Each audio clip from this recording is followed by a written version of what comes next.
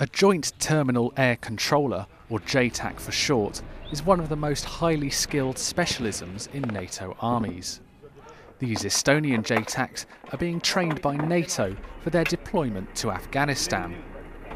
A JTAC uses radios, maps and binoculars to do his job, but modern technology such as this rover unit are making the job an even more exact science. The rover allows the ground controller and pilots to share the same information, bringing ground-to-air communication to a whole new level. This is a live feed from the sniper board, which is carried by the aircraft. That's going to support us on our close air support mission. Those three vehicles right there on the road, that's us. Ahead of the convoy, the planes have spotted suspicious activity that seems to indicate improvised explosive devices being planted beside the road.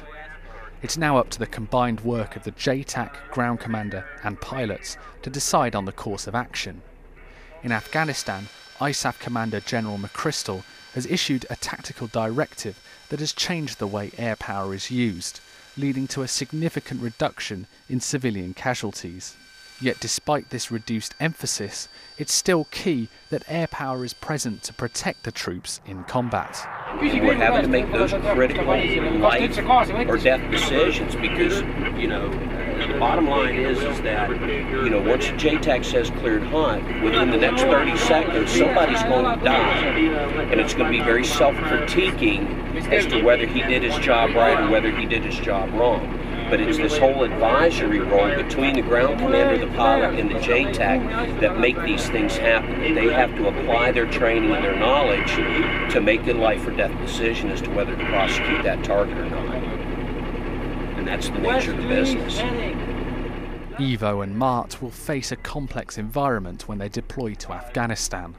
Clear communication between all the different units and nationalities is therefore vital to operating safely and effectively.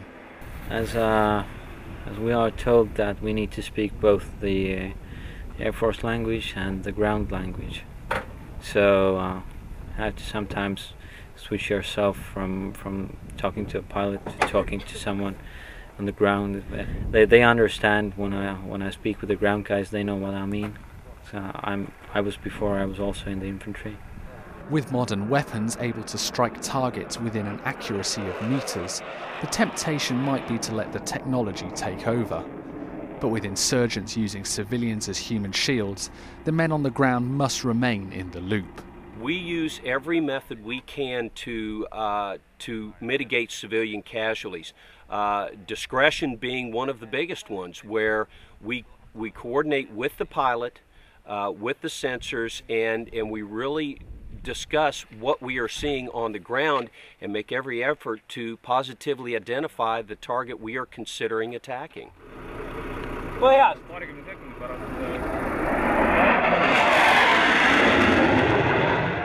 For 2 hours, the Estonian JTACs have been transported from the countryside of Estonia to the green zone and deserts of southern Afghanistan, an accurate simulation of the challenges they will soon face. Gave a lot of experience again. Now, it was the first time I worked with the F-15s, and the pilots were really great. Actually, it's very rare occasions that we have jets flying so low here, and I think the local people here also enjoyed seeing the jets here. Because we don't have our, let's say, in our army we don't have our Air Force fighters like what we saw today. It's very useful. It's very good experience for us to train our personnel. I mean, JTAC and company headquarters, and to conduct such kind of operations. So it's very good. Ivo and his colleagues are now preparing to deploy to Afghanistan in the knowledge that they'll have a vital role in protecting both ISAF forces and the local civilians. This is David Heathfield for NATO Channel in Estonia. All right, good stuff.